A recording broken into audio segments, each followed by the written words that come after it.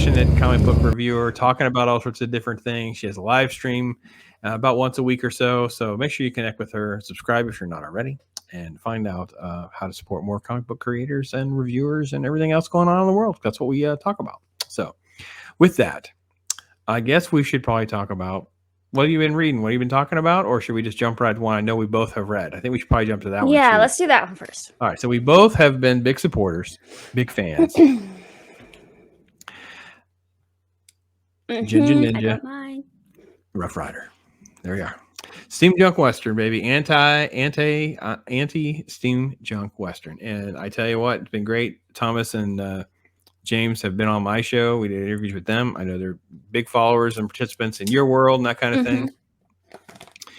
I want to basically, before I even get into the actual book itself, I want to say kudos to you guys for making your dream come true. Kudos to you guys for pulling something off, because this is a great quality book. Before we get into the book, yeah, cardstock is great on the cover. Tonight, it's a graphic novel. I'm not going to call it a comic book. It's a graphic novel. Super high quality. The pages are nice. The dynamics and the layout's nice. Yeah, I mean, it's kind of what we talked about. We teased all this. We teased a lot of these panels. We teased a lot of this art. We talked about the stories. We've done all that kind of stuff and that kind of thing. So, it is nice to hold. Like it is nice to hold that. It's one of those ones that, like, because a lot of times my comic books, especially because they're older, like they're just like that paper. And you're afraid to like curl up in bed and like read it. And this one you actually could. So yeah, the graphic novel you can actually like thumb through, and you're not messing it up. Like it's got a nice cardstock. You can hold it, and then you can be thumbing and looking, so you're not like messing it up. So it's definitely good. So when you heard about the book and now you have the book, was there an immediate takeaway that you had when you opened it up and got it? By the way, before we do that, we had some goodies, right? So you get a bookmark. Oh, yes. Got like coin, got little. So we got stuff. Yes. So anyway, with that said, and those links will be down there. I'll have links there for you guys. Was there a take home or something you like your first impression kind of thing? Do you have any other first impression? The first impression was like, I was surprised by the art. I felt like the art style was slightly different, I think, than what I was expecting. I don't know why, because I do appreciate Ginger Ninja. James, much of his art, but this one was different, and maybe that's just because it was a Western versus any type of like fantasy superhero style he's done before. So I think it took me by surprise, actually, and I was like, oh okay. I don't know why, but it did. Yeah, well, I won't say it took me by surprise, but I can say this. I kind of likened it to like old Western comics. Like I was a big fan of one called Jonah Hex. I enjoy Jonah Hex. Heard of that. And then there's also like the American Japanese books. So not the manga, but like Ronin was a remake that they did here. That's a Japanese content. It's that type of art. It's not the cape art. It's not superheroes and the cape and tights, right? It's different, and it's different type of storytelling, like the way, the use of different colors and different panels and things like that. So it is very, very interesting and dynamic in that way. Like the way it's telling the story involves a lot of changes in color palette and things like that to move your mood. I know James talked about that, but I can't remember if Tom had written that into the script or not, or if it was a lot of creative liberties or back and forth. I'm not sure. Right. But the end result was actually probably my biggest take home was how dynamic that is. It's a very the emotional part of that is very immersive, right? Taking you into different things. It's like it's blue and it's red and it's this and that, and you're the colors are very bold. Yeah, very, very much so. So, I will say that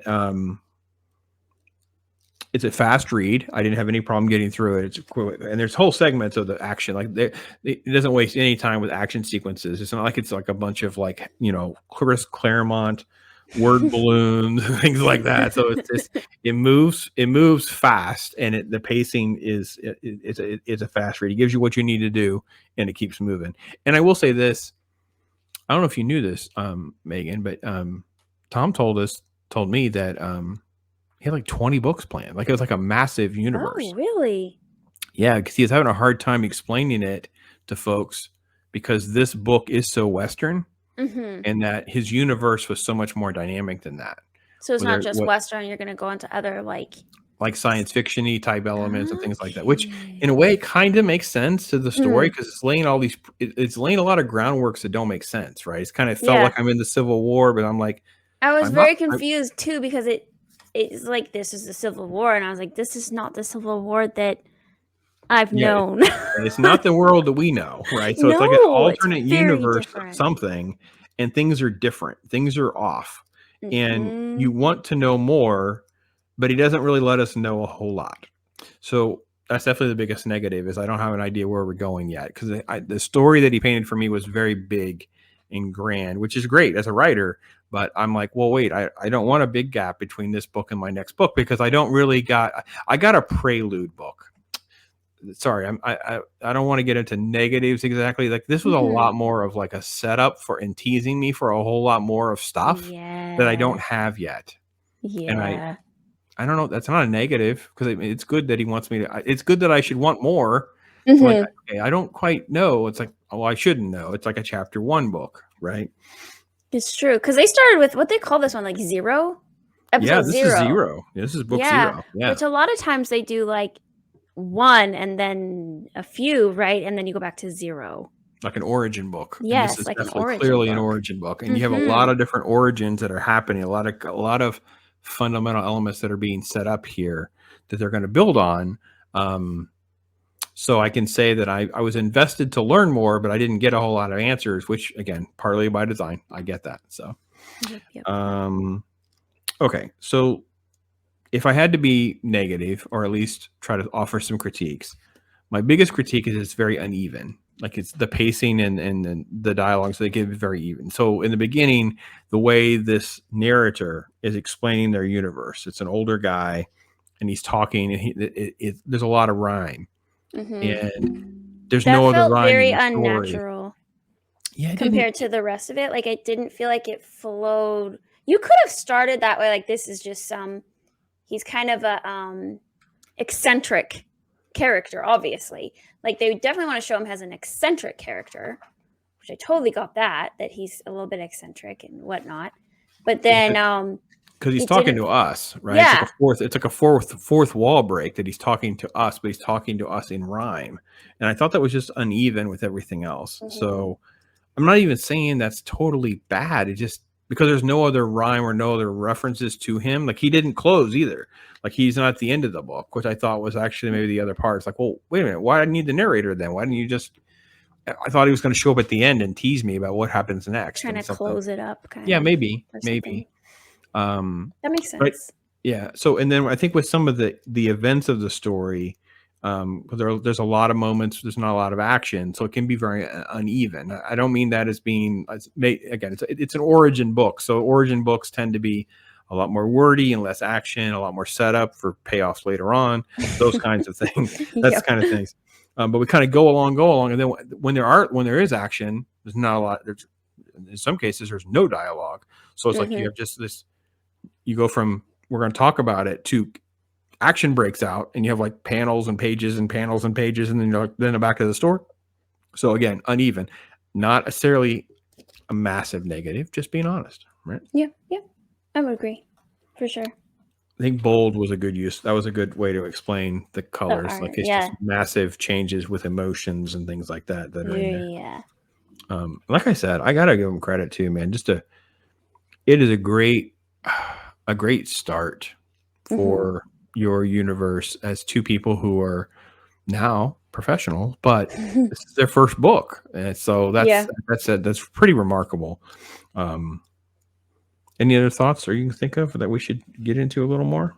No, I do want to see the second one, and I want to see how they build on it and everything that we've been introduced to. I'm looking forward to that, to see how they build upon it, for sure. Yeah, I felt like we have a lot of elements. I don't have a ton of answers. I feel like I've watched like 2 episodes of Lost, and this is not at all where this is going. Like I'm like, wait a minute. I'm I'm not confused. Just wait a minute. Okay. I know there's more. That's what I know. Yeah. So anyway, that's our thoughts on Ante Steam Junk Western. So again, I'll put the links there for you guys to go over and get that information and hopefully get yourself a copy. So I think they're still doing some on-demand printing and things like that are still out there. I got to plug.